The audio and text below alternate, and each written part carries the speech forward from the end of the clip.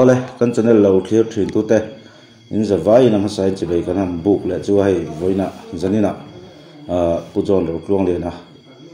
minister lo ni to thin US phailen lo jin hlo ma ya i anin hun thatak mai min pe thei hi chunga kan lom hle hei hun chep takara tuna in pon lam ha party workers te ngak thap ma chu ti chung chuan kan ngen na te min ngai poi mo sakin a hun min pe hi chunga kan lom hle ni ti kha kan soi ma sadua ama sain kapu chi bai le chi bai le hei voina US phailen kan han munol mai che thui soi tha khop mai kan long ai tha ke ni pon ti chuan program hi engtia duan nge i tuma lakal zel na tu te na yam kan program duan sa nga chuan zani na hei tilai phailen kan ria kanga nak tu kuzinga kan chua kanga hei tilai kon moi ate le khot sang sang thing pui te kan in pain la le na te sing so kan yanga ti chuan phul dung se area lu kan tuma so ta tangin kan kal zelanga mar para kan riak lenga pathian zara dam teng kan kal chuanin zir top ni zana sil suri kan riak lu tanga zir to in rin ni zinga na va te sing choi in mong changin ai zo lam kan panang chu kan ti thak don lam ani le tun haya chaklang dung han fan tum na te inayam tun a chuan kan nei ri lem lo kan ho photanga nge ni kan wo ro ka sirin kan ho tu te ne kan soi tlang leng su ani ta so lom ma ti chuan tu nai local chana hi mithen khat soidanin headquarter thiat puina local pon ni lo an ma ni ti tia local congress party vok chiat tu man ni ti tong kam deuh te mi tong kam atang ka lo thria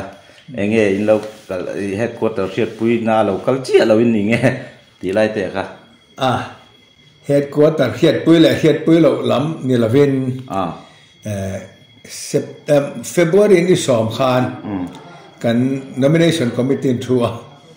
chu chuanin dam pabial khu lo zuk zir chiang te tin thu min khil to kan president ngai chuan chaklam pang te pok kal kwal to tilam pang hi ron sir chiang lai turin kalo kala headquarter thu kha walak le turom to chong lo ba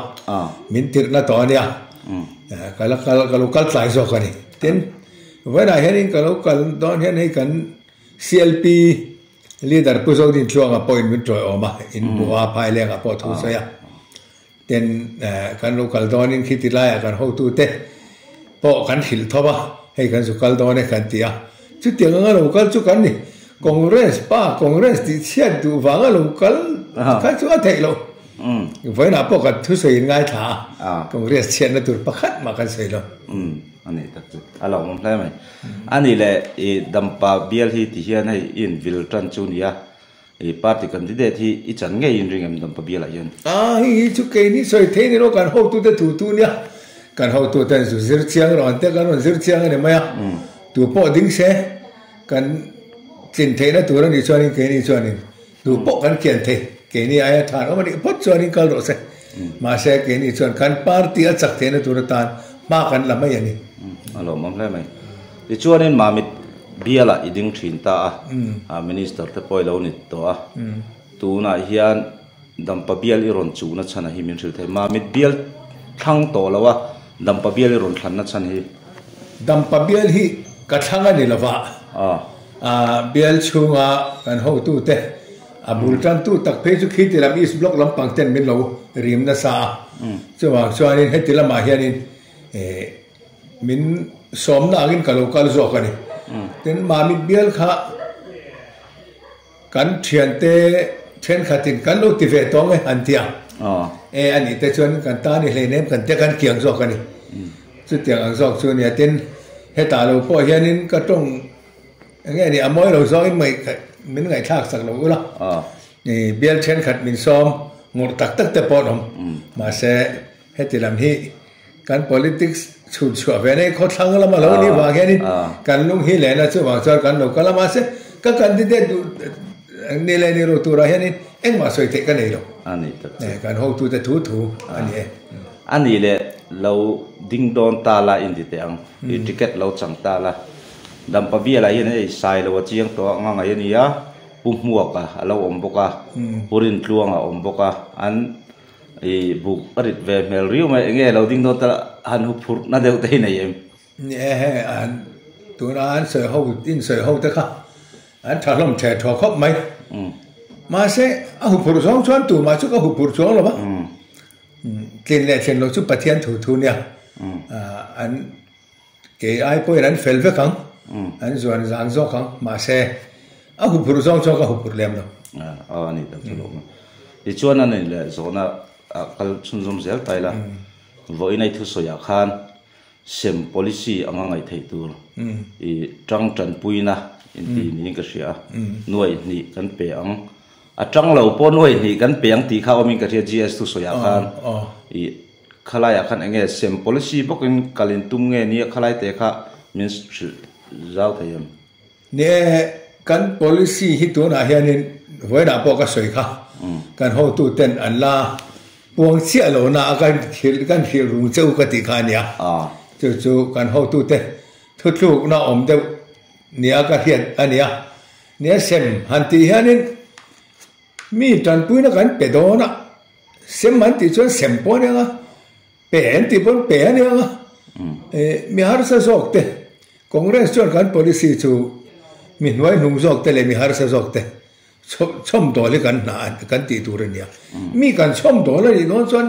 kan sem ve mai lo na ka ti ma ani tok chu ole chonin tu na ka zona tu chei a tlemin chana har deuh mai theya chani har sat pon a hei chu nakina chana iti ni chun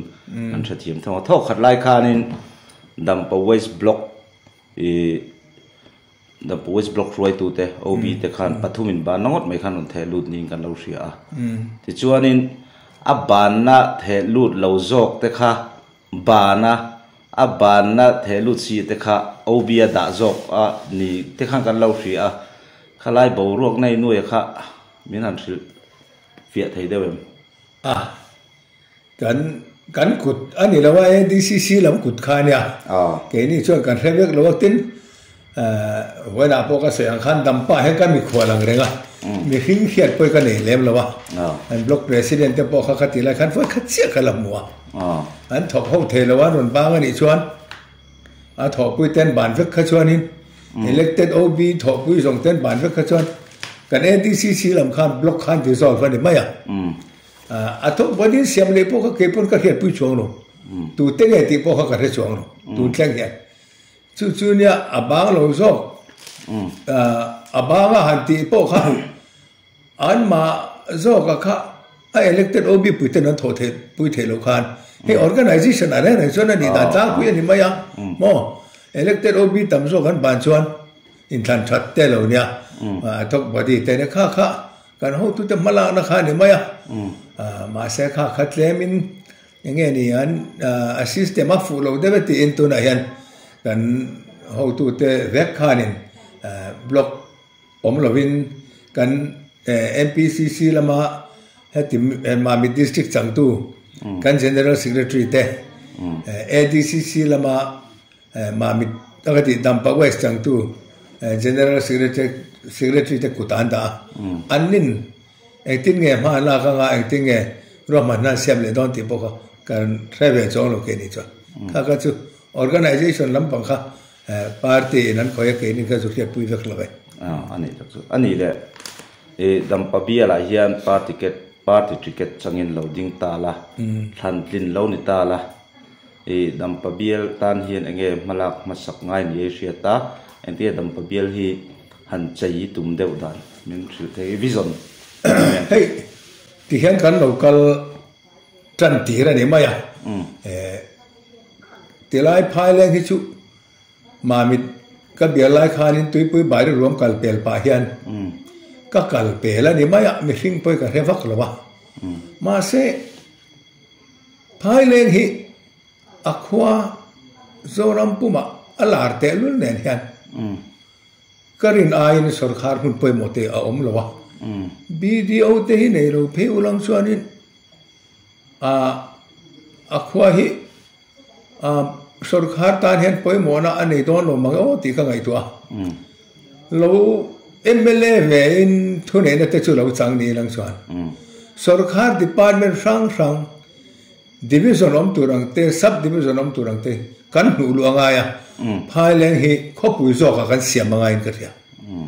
chu voina phai leng khu ta athang din tharlam te ka kala he chaklam pang te ka kala chu ka thin lu lo omani ani ole kan zo na to peratan hei party workers and pon man lang ha ve thop man za khop ma I Mizoram pumpuya hin tu na hian Congress Party din hun hi a thai ti nge tu na hian enge I mu da Congress Party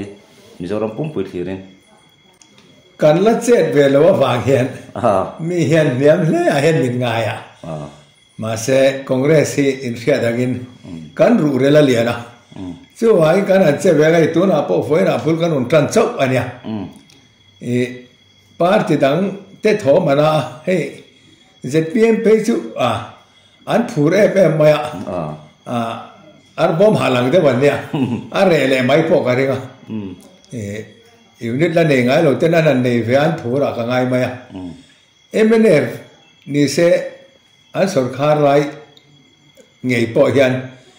ano pang te thlengin social media fiam thu to na nan mangani to so wa Congress Party ba ki zoram mi pin khana tak tak omin ka helo tin kum som ka sarkar chung khan kan ti tha tho khatin ka ria zoram tan he kan infrastructure siam zong zong te soidon ni la hun re tak kan la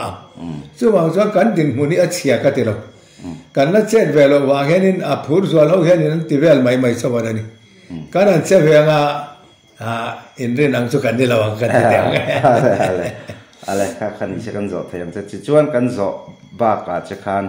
kan zo mai che nang mai na iril roi ve zong te khir tu ten na I soi du min sei sak thengin ani ve zong han soi tu hi tam maya na mai ro chu thoi te kan soi du chu zo ram mi pui te hian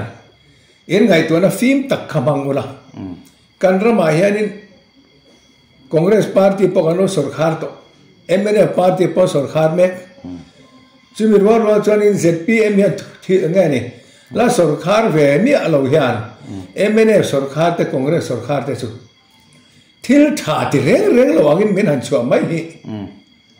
a fel lawin ka hia ten kalphung thar hian boi pui em ma kalphung thar kal tur hian kan ZPM u nau te hian in kalphung an la nei lo him min ka hia kalphung thar kal tur su ke ni Congress Party kan nia so bang chuan kalphung hlui nei phot lo chuan kalphung thar an ei te lo so mai zo ram mi pui ten we ne hian Congress Party kalphung thar kal tur zo ki min vote vek turin ka nge nin ka som zok chumani ka lo me ale pe ni po kan lom hle ma ya chuan ikal zel na tula du sakna kan hlan che ni ti kha an sei tu ne top nan ni hun lu tak pe kan lo me ke po ka lo me